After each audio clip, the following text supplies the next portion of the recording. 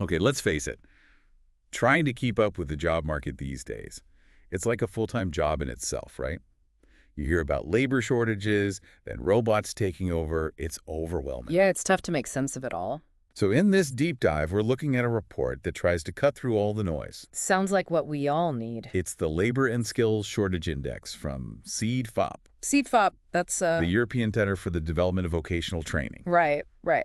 And they're basically trying to give us a glimpse into the future of EU labor markets all the way to 2035, which is like, wow. That's thinking ahead. And they do it by looking at these three big things. Mm-hmm.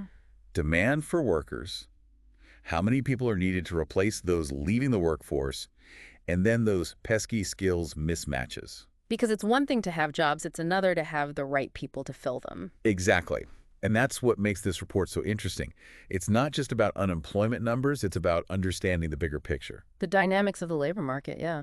And one of the things that really surprised me is that the report shows we can expect shortages across all kinds of jobs, not just those super high-tech ones everyone talks about. Really? So even like entry-level type stuff? Yeah, even things like caregivers or cleaners, jobs that don't necessarily need a ton of specialized training, Mm. they're likely to be in short supply too. That's interesting. So what's the thinking there? Well, it comes down to the fact that in Europe, like many developed countries, the population is aging. Ah, yeah. Makes sense. More people are leaving the workforce than are entering it. So even if those jobs like stay kind of steady in terms of how many we need overall. You still have to replace the ones who retire. Right. And imagine that happening across whole sectors like healthcare and elder care, where we're going to need more and more workers as time goes on. Yeah, you can see how that would create a real shortage. Absolutely. So even if those jobs don't seem high tech, they're still really tough to fill. Like a chain reaction almost. Exactly. And speaking of high-skilled jobs, the other thing that jumped out at me in the report was about legal, social, and cultural professions. Lawyers, social workers, that kind of thing. Mm-hmm.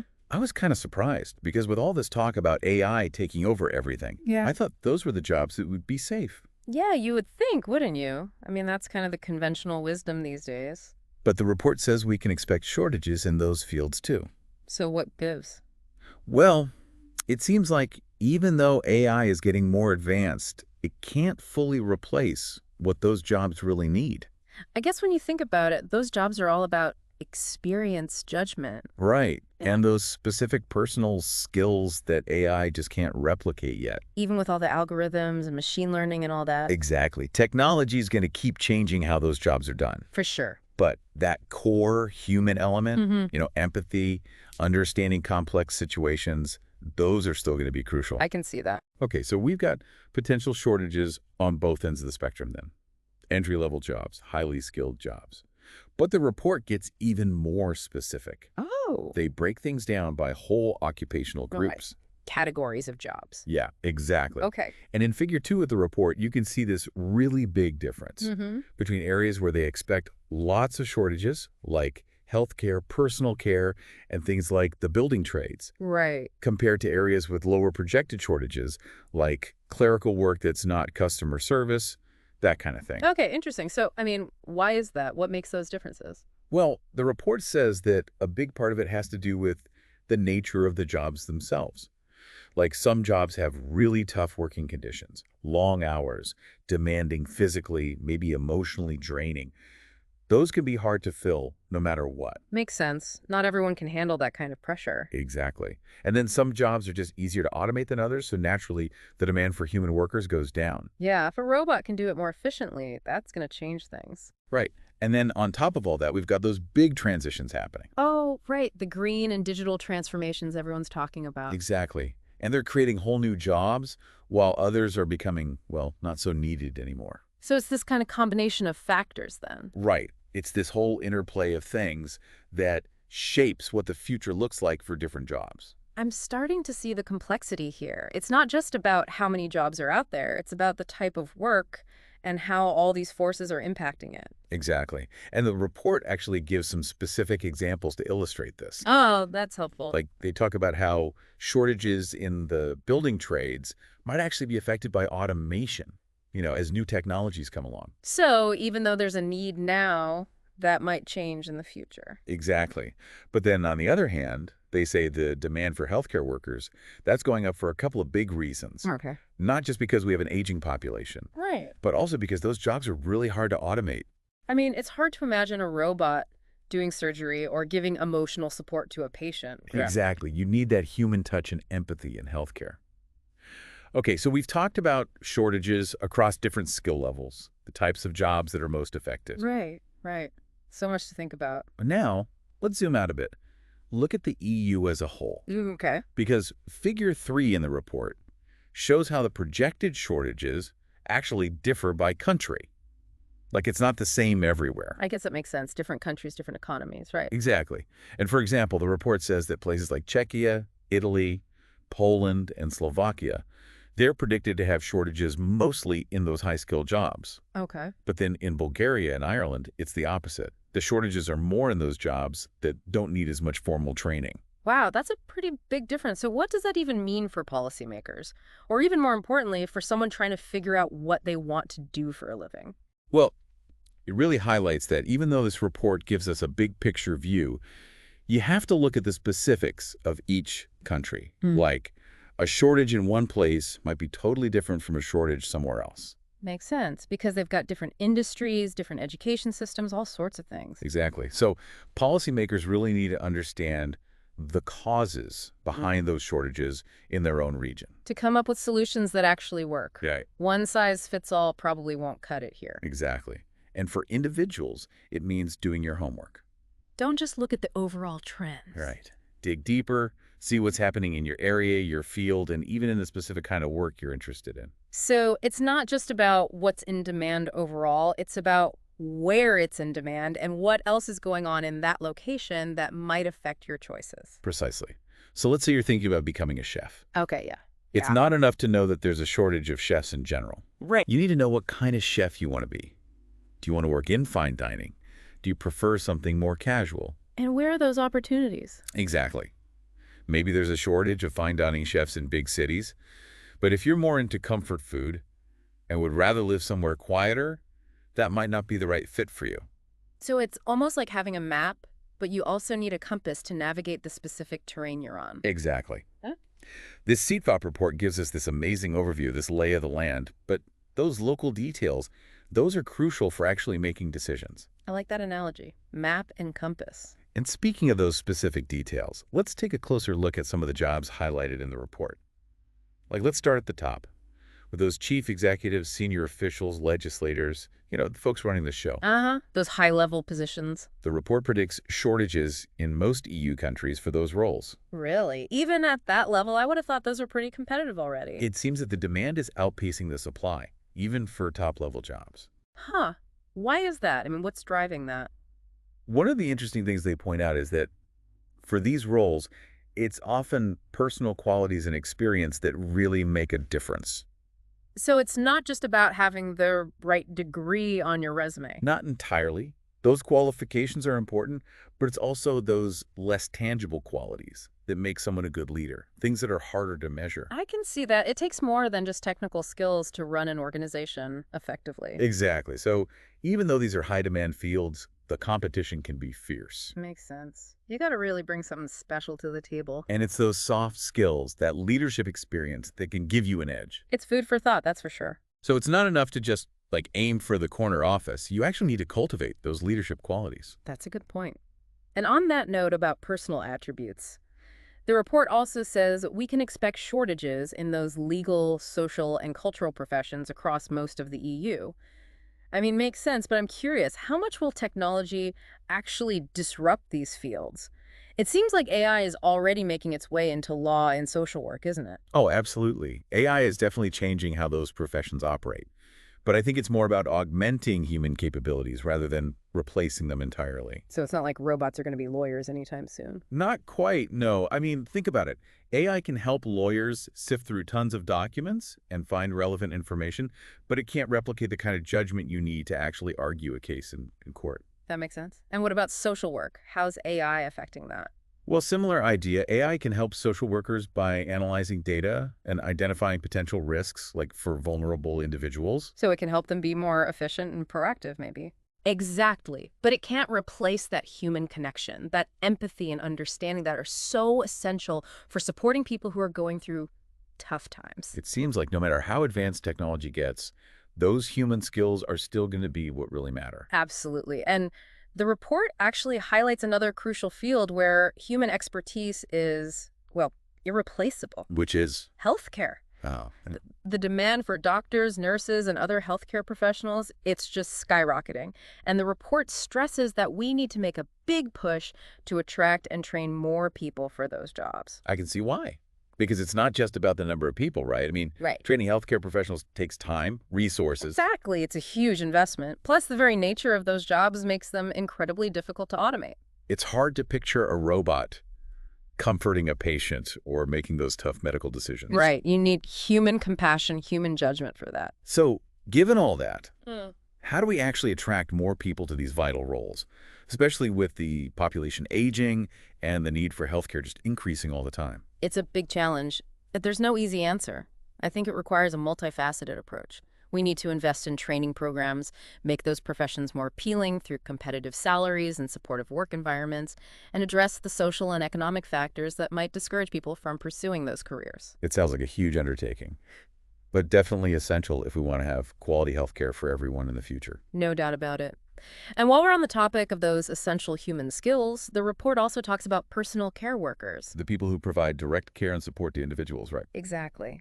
And it predicts shortages across more than half of the EU member states. Wow, that's a lot. Why is that? What are the main challenges in that sector? Well, I think one key thing is that personal care work is all about those interpersonal skills. Compassion, patience, empathy.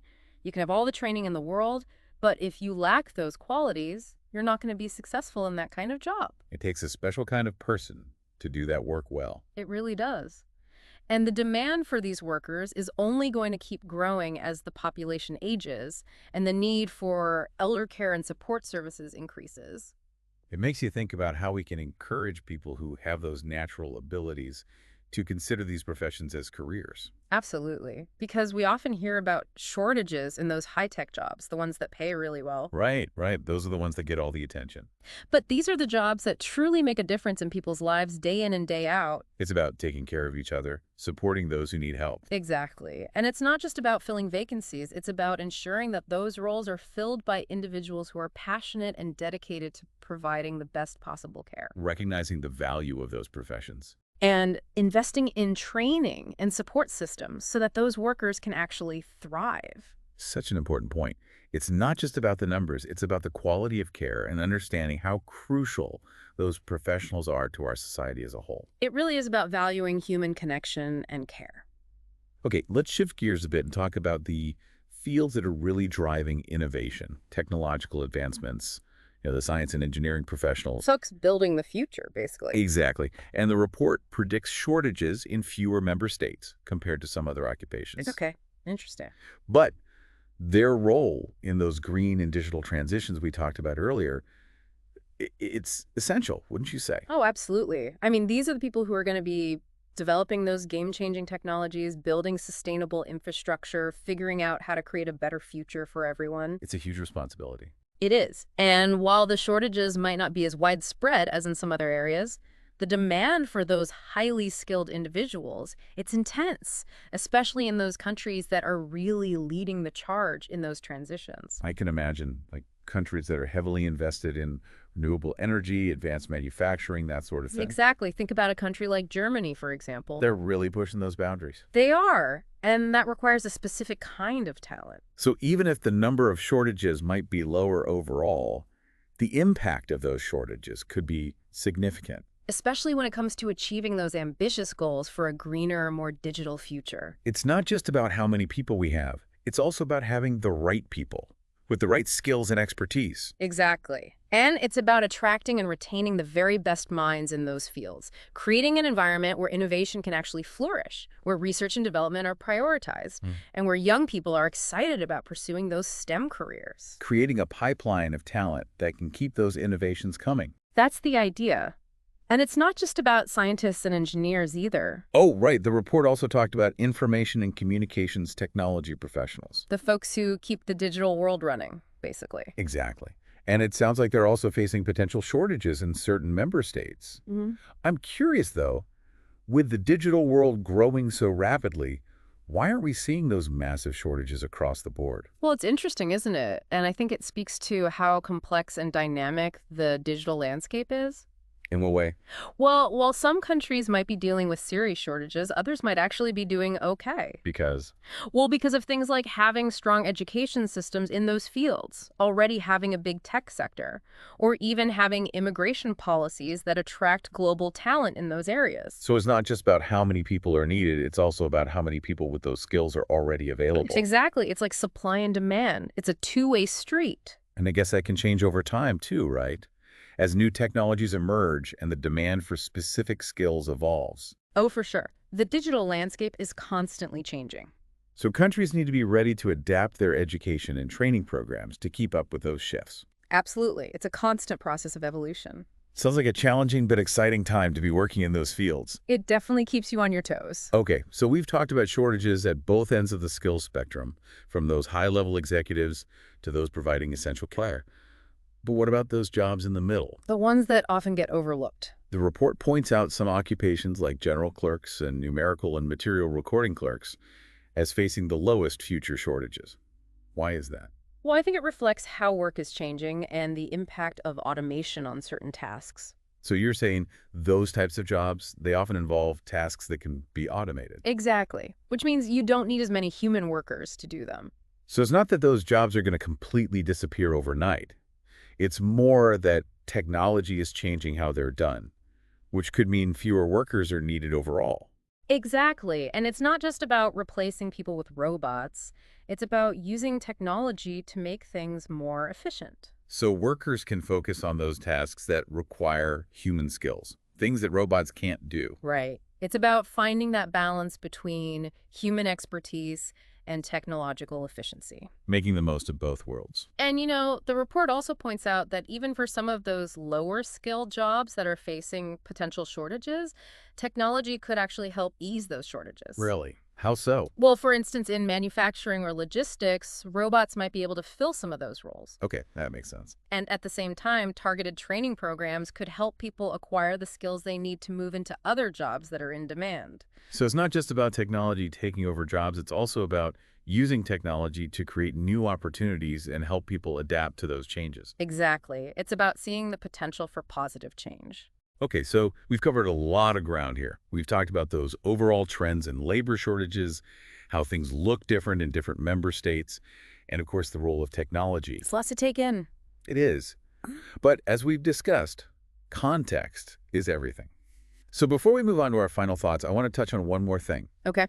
The report also dives into how those shortages are distributed within specific member states. Ah, right.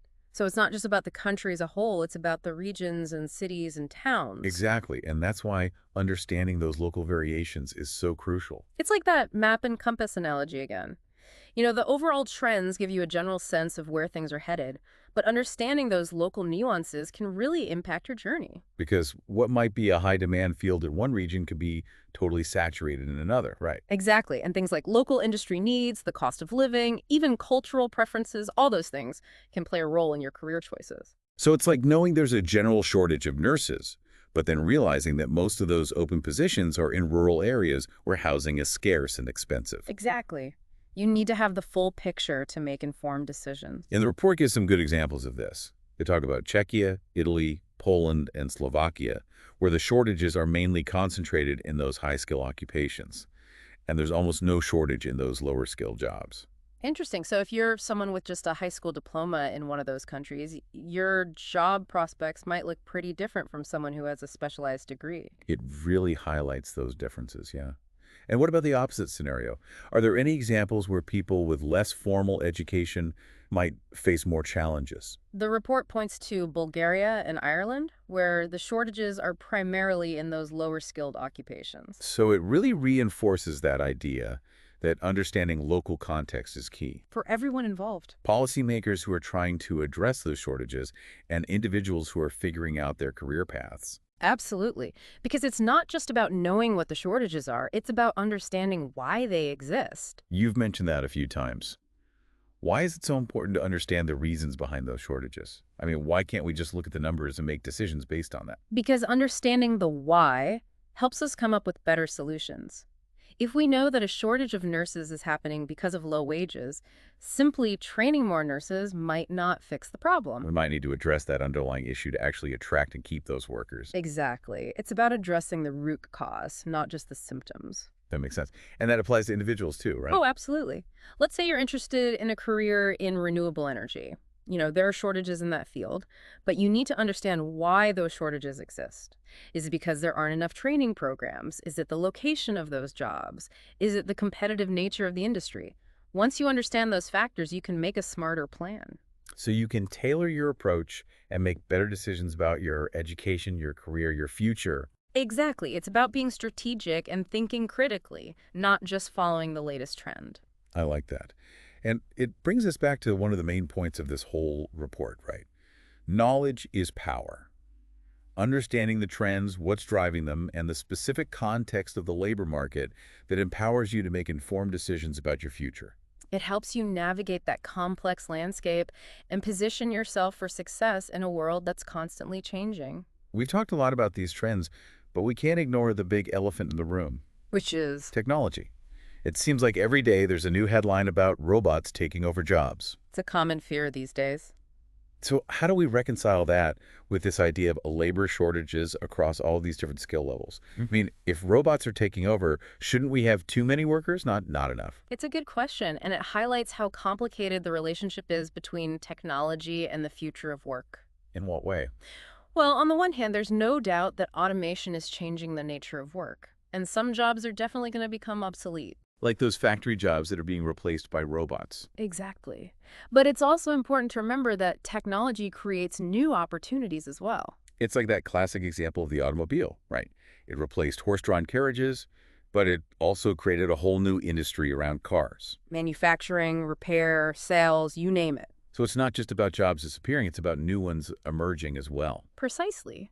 Think about all the jobs that didn't even exist a decade ago. Social media managers, data scientists, drone operators, cloud computing specialists, user experience designers. It's amazing how much things have changed in such a short time. It really is. And that's just the tip of the iceberg. Mm. As technology continues to evolve, we're going to see new industries, new job titles, and a whole new set of skills in demand. So it's not about being afraid of the robots, it's about embracing that change Recognizing that technology is going to keep shaping the world around us. and making sure we're equipped with the knowledge and skills to thrive in that changing world. Exactly. And that's what makes the CDFOP report so important.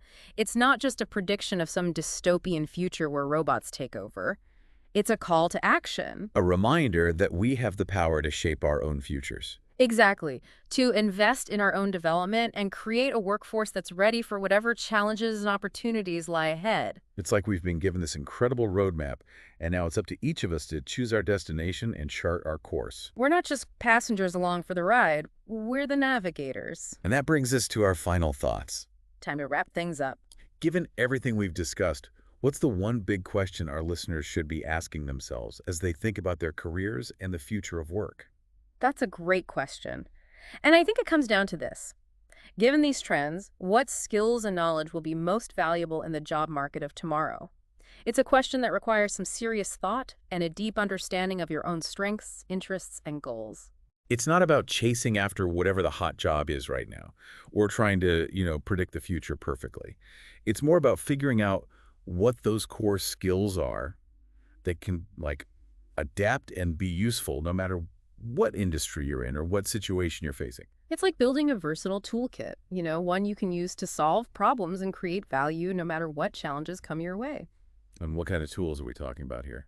Well, things like critical thinking, problem solving, communication, being able to work well with others, creativity, and that ability to adjust to new situations, be flexible. Those are the skills that employers are always going to be looking for. Exactly. No matter how much the world changes, those core skills will always be valuable. So it's not just about asking yourself, what job should I get? It's more like, what skills will make me valuable in the long run, regardless of what specific jobs are out there?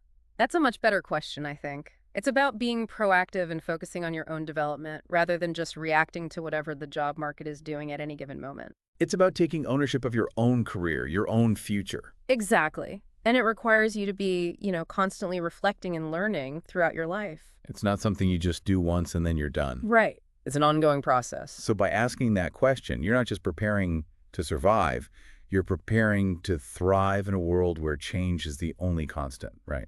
That's a great way to put it. Yeah. And that's what makes the CFOP report so valuable. It's not just, a gloomy forecast. It's a call to action. It's a reminder that we have the power to shape our own futures, to invest in our own development, and to create a workforce that's ready for whatever's coming next. It's like we've been given this amazing roadmap, and now it's up to us to decide where we want to go and how we're going to get there. We're not just passengers, we're the navigators. I like that. Okay, so to wrap things up, let's leave our listeners with this thought. Don't let those headlines scare you, and don't get stuck feeling uncertain about what the future holds. Embrace the change, invest in yourself, and remember, the future of work isn't something that just happens to us, it's something we create. That's a powerful message. And it's so true. We have the ability to shape our own destinies, to build a future that's not just, economically successful, but also meaningful and fulfilling. So, to everyone listening out there, go explore your options and never stop learning. The future is yours to create. Here's to a bright future for all of us.